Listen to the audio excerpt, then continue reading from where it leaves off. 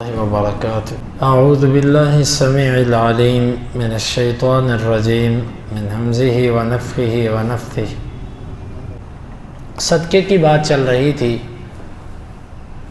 تو اللہ تعالیٰ نے فرمایا کہ یہ بھی عزا اور من کی مذمت کا ایک انداز ہے کہ اگر تم نے صدقہ کرنے کے بعد کسی کو اذیت ہی دینی ہے، مطلب صدقہ کر دیا اور کہیں اس بندے نے دوبارہ آپ سے کچھ مانگ لیا تو آپ اس کو ڈانٹنا شروع کر دو، اب تم میری جان چھوڑتے ہو کہ نہیں، یا کسی پر صدقہ کرتے ہوئے آپ ایسی بات کہہ دو کہ اس کو سخت تکلیف ہو اس سے، ایسا صدقہ جس کے بعد آپ کسی کو اذیت دو یا احسان جتاؤ، ایسے صدقے کا تمہیں فائدہ نہیں ہوگا۔ ایک تو تمہارا مال بھی گیا اور دوسرا بجائے تمہیں اجر ملنے کے تمہارے اوپر بوجھ آ گیا، تمہیں کیا فائدہ ہوا؟ تو ایسا صدقہ کرنے سے تو بہتر ہے کہ قول معروف، تم اچھی بات کہہ دو۔ اچھی بات سے یہاں پر کیا مراد ہے؟ حدیث کے اندر آتا ہے نا کہ کل معروف صدقہ، ہر نیکی بھی صدقہ ہوتی ہے۔ اچھی بات سے مراد کوئی خیر کی بات، لیکن یہاں پر اچھی بات سے مراد ہے اچھے طریقے سے آپ معذرت کر لو، اچھے طریقے سے معذرت کر دو، بس اتنا کہہ دو یار میرے پاس آپ کو دینے کے لیے گنجائش نہیں ہے، اچھے طریقے سے۔ اللہ تعالیٰ آپ کی مشکل کو آسان فرمائے، میرے پاس آپ کو دینے کے لیے کچھ نہیں ہے، یہ کہہ دینا اس صدقے سے بہتر ہے جس پہ آپ نے مال بھی لگایا اور گناہ بھی لیا۔ تو بعض اصل میں ہوتا یہ ہے کہ جہاں پر فقر ہوتا ہے نا، وہاں پر یہ عجیب رب کا نظام ہے، جس طرح ہمارے پنجابی میں کہتے ہیں نا کہ جدے کر دانے تے اودے کملے بھی سیانے۔ یہ ایک اتفاق کی بات ہے کہ جو غریب ہوتا ہے بہت ہی کم ہوتا ہے کہ اس کو سلیقہ بھی ہو بیچارے کو، وگرنہ نہ تو اس کو بولنے کا طریقہ آتا ہے اور نہ اور اس کو کسی مجلس کا پتہ ہوتا ہے کہ کہاں بات کرنی ہے اور کہاں نہیں۔ اسی وجہ سے بندے چڑ جاتے ہیں ان سے، اور غصے میں آ کے اچھے والے بندے، حالانکہ وہ بات نہیں کرنا چاہتے ان کو، لیکن ان کے بعض دفعہ انداز سے غصہ آ جاتا ہے۔ تو یہاں پر یہی بات کہی جا رہی ہے کہ تم قول معروف ہی کہو، کیوں؟ وہاں پر جہالت بھی ہے اور فقر بھی ہے، لاشعوری بھی ہے اور فقر بھی ہے۔ ممکن ہے تم سے برداشت نہ ہو اور کسی بات پہ تمہیں غصہ آئے اور سخت کر دو تم بات، تو اس سے بہتر ہے کہ تم اچھی بات اس کو کہہ دو، نرمی والی بات اس کو کہہ دو۔ ومغفرہ، مغفرہ کا یہاں پر لفظی معنی ہی مراد ہے، وہ ہے ستر پوشی، کیونکہ لفظ مغفر بھی اسی سے نکلا ہے، جس کا معنی ہوتا ہے وہ کھود وغیرہ جو سر پہ پہنی جاتی ہے، آپ اس کو ہیلمٹ کہہ لیجئے، تو چونکہ وہ سر کو چھپا دیتا ہے اسی لیے مغفرت کا لفظ بھی اسی سے نکلا ہے کہ مغفرت کا لفظی معنی ہوتا ہے اللہ میرے گناہوں پہ پردے ڈال دے، یہ معنی ہے۔ وہ مغفرہ اور ستر پوشی، کیا مطلب؟ کہ تم نے اگر غریب کو اذیت دینی ہے نا صدقہ کر کے، تو اس سے بہتر ہے کہ تم اس کی ستر پوشی بھی اگر کرتے ہو، کچھ بھی نہیں دیتے، صرف اس کی فقر اور غریبی پر پردہ ڈالے رکھتے ہو، اس کو ذلیل و رسوا نہیں کرتے۔ مطلب اور یہ تو زکوٰۃ لے کے کھاتا ہے، بچوں کو پڑھا رہا ہے اور زکوٰۃ لیتا ہے لوگوں سے، اور یہ تو جو ہے نا راشن لے کر آ رہا تھا، اس دن میں نے اس کو دیکھا، وہ زکوٰۃ کی گاڑی کھڑی تھی اور وہاں سے لائن میں لگا ہوا تھا، یہاں اپنی بیوی بچوں کو لے کر جاتا ہے۔ اس طرح کی باتیں کہ جس سے لوگوں کے عیبوں سے پردے ہٹ جائیں۔ اللہ تعالیٰ فرماتا ہے کہ تم ایسا صدقہ کرتے ہو جس میں مال بھی لگاتے ہو، لوگوں کو اذیت بھی دیتے ہو، اس سے تو اتنا ہی بہتر تھا کہ تم کسی غریب کی غریبی کے اوپر پردہ ہی ڈالے رکھتے، کم از کم اس کو رسوا نہ کرتے۔ آج آپ دیکھیں کیا ہوتا ہے، غریبوں کو کوئی چیز اگر تقسیم کی جاتی ہے تو وہ چیز اگر 100-200 کی بھی ہے نا تو اس کے ویڈیو بنائی جاتی ہے، لوگوں میں نشر کی جاتی ہے۔ آپ یقین مانیں کہ بعض بڑے غیرت والے لوگ ہوتے ہیں، وہ کہتے ہیں اس سے بہتر ہے کہ آپ ہمیں مار دیتے، یوں رسوا تو نہ کرو ہمیں۔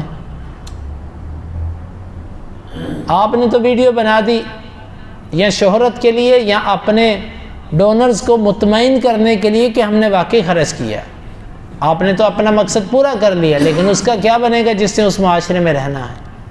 آپ تو وہاں پر خیرات تقسیم کر کے واپس آ گئے، لیکن وہ تو اس وہاں پر رہنے کے قابل نہ رہا بیچارہ۔ ستر پوشی، کچھ نہ بھی دو، صرف ان کے عیبوں پہ پردہ ہی رہنے دو۔ ہاں اگر خیر کے ساتھ کسی کے سامنے اس کا ذکر کرتے ہو تو کر دو۔ آج ہمارے یہ بھی ہے، اب یقین مانے لوگ عام طور پر کہہ دیتے ہیں کسی کے بارے میں، وہ جی خیرات لیتا ہے۔ آپ اللہ کا شکر ادا کریں کہ اللہ تعالیٰ نے آپ کو ایسا نہیں بنایا۔ اگر میرا رب آپ کے کاروبار پر بھی بندشیں ڈال دے تو آپ کی ذہانتیں، آپ کی چلاکیاں دھری کی دھری رہ جائیں، آپ کیا کر لو گے؟ رب سے کچھ بعید ہے؟ کچھ بعید نہیں۔ وہ جس کے لیے چاہے رزق کو فراغ کر دے، جس کے لیے چاہے وہ تنگ۔ یہ دو آیتیں بہت وسیع ہیں میرے محترم۔ تو اس آیت سے ہمیں یہ بھی سمجھ آتی ہے کہ وہ نیکی جس میں شر کی آمیزش نہ ہو، چاہے وہ چھوٹی ہو، وہ بہتر ہوتی ہے اس نیکی سے جس میں ساتھ شر بھی ملا ہو۔ ایک بندہ نیکی کرتا ہے اور ساتھ ساتھ اس نے بیچ میں شر بھی داخل کیا ہوا ہے، شر کسی قسم کا گناہ شر ہوتا ہے۔ اور ایک بندہ وہ بڑی بڑی نیکیاں نہیں کرتا، وہ چھوٹی نیکیاں کرتا ہے لیکن اپنی نیکیوں کو شر سے محفوظ رکھتا ہے، یہ بندہ بہتر ہے بنسبت اس کے جو بڑے بڑے چوکے چھکے مارتا ہے اور ساتھ آمیزش کرتا ہے شر کی۔ کیونکہ اللہ تعالیٰ نے مال خرچ کرنے کو اور اس کے بعد احسان جتانے کو کہا ہے، اس سے تو یہی بہتر تھا کہ تو خیر کا کلمہ کہہ دیتا اس کو، جا اللہ تیرا بھلا کرے، یہ کہہ دیتا، اتنا ہی تیرے لیے اس صدقے سے بہتر تھا، یا اتنا اس کی عیب کے اوپر پردہ ہی ڈالے رکھتا، یہ تیرے لیے بہتر تھا۔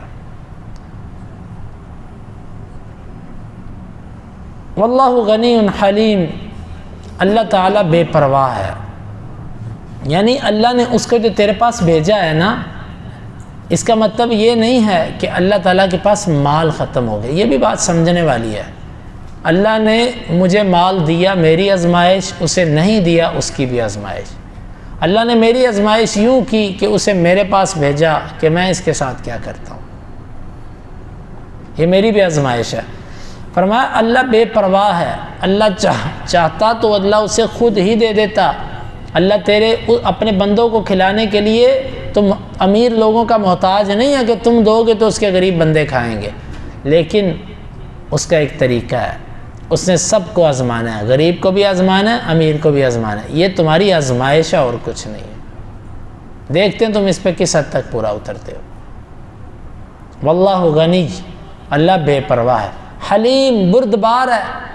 بعض دفعہ تم کسی کو صدقہ بھی دیتے ہو اور اذیت بھی دیتے ہو، احسان بھی جتاتے ہو، اس کے باوجود وہ فوری طور پہ تمہاری گرفت نہیں کرتا۔ بعض دفعہ ہم دیکھتے ہیں کہ بعض مالدار لوگ غریبوں کے اوپر بڑا ظلم کرتے ہیں، خرچ بھی کرتے ہیں اور ذلیل و رسوا بھی کرتے ہیں اور برا بھلا بھی کہتے ہیں، اللہ نہیں پکڑتا کیونکہ وہ حلیم ذات ہے، اتنی جلدی وہ پکڑتا نہیں ہے، وہ مہلت دیتا ہے، لیکن جب وہ مہلت ختم کرتا ہے اور پکڑتا ہے پھر وہ چھوڑتا نہیں ہے۔ تو آج کی آیت مبارکہ میں ہمارے لیے سبق یہ ہے، جو اس سے باتیں سمجھ آتی ہیں۔ پہلی بات، کسی غریب اور فقیر کو اذیت دینا اللہ کے ہاں بہت بڑا جرم ہے، اور خاص طور پر اگر وہ مسلمان ہے، اللہ نے اسی سے روکا ہے۔ جہاں پر اچھی بات کہنے کا حکم ہے وہاں پر اس کا مفہوم یہ بنتا ہے کہ بری بات کہنے سے ہر حالت میں تم نے رکنا ہے، جس طرح بھی ہو۔ اور دوسری بات یہ کہ ایسی نیکیاں کہ جس میں شر کی آمیزش ہو، چاہے وہ نیت کا فطور ہو، چاہے وہ کوئی اور چیز ہو، کوشش کریں کہ ایسی نیکیوں کو چھوٹی نیکیوں میں لے جائیں لیکن نیتیں صاف کر لیں۔ اور اسی طرح اس آیت مبارکہ سے یہ بھی معلوم ہوا کہ بعض برائیاں انسان کی ایسی ہوتی ہیں کہ وہ اس کے اعمال جو اس نے اخلاص کے ساتھ پہلے کیے ہوں وہ ضائع کر دیتی ہیں۔ یہاں پر اللہ تعالیٰ نے یہ نہیں کہا کہ وہ خرچ کرتے وقت احسان جتانے کی نیت سے خرچ کر رہا تھا، خرچ اس نے چاہے اللہ کے لیے کیا لیکن بعد میں بس احسان جتایا، فرمایا نہیں۔ اور صحیح مسلم کی حدیث ہے، آپ نے فرمایا 3 بندے ایسے ہیں اللہ ان کی طرف دیکھے گا بھی نہیں، ان میں سے ایک منان ہے، احسان جتانے والا، اللہ اس کی طرف دیکھے گا بھی نہیں، نظر رحمت بھی نہیں کرے گا۔ اللہ تعالیٰ ہمیں توفیق عطا فرمائے کہ ہم اپنے معاملات میں اس سے بچیں، اور یقین مانیں یہ بڑا ہی تحمل والا مرحلہ ہوتا ہے۔ اللہ تعالیٰ ہمیں اپنی نیکیوں کو محفوظ رکھنے کی توفیق عطا فرمائے۔